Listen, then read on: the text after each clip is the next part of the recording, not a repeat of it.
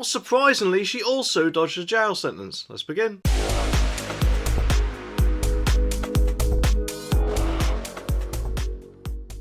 Now before I start, I'd just like to say a massive thank you to Ellis the DJ for giving me a fantastic super thanks below.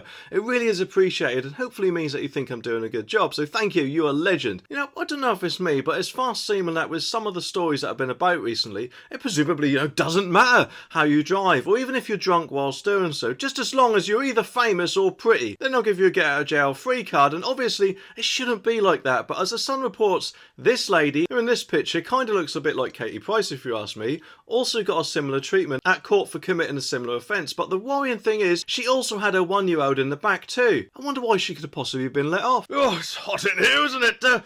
Yes, you can go, but could you first put your phone number down on your photograph for me? The article also says that a single mum who went on a drunken 50-mile drive with her 1-year-old son in the back of her car has walked free from court. Bernadette Halliwell was seen weaving around a motorway in her BMW whilst on the way to buy a children's slide when she was stopped by police. The 31-year-old was detained on suspicion of drink driving on the M6 in Staffordshire during the evening rush hour, but she failed to give a breath test at the roadside after not blowing into the machine properly. At Wigan Magistrates Court, Halliwell admitted to failing to provide a specimen of breath, being drunk in charge of a child, driving whilst disqualified, and having no insurance. But she dodged a jail sentence and was instead ordered to complete a 2-year community order, and she was also banned from driving for 18 months. Well, personally, I think it's a complete disgrace that she won't be seeing the inside of a prison cell, because let's face it, she appears to have committed more than just the one crime here, doesn't she? I mean, obviously, we've got the drink driving charge, but there's also failing to provide, driving with no insurance,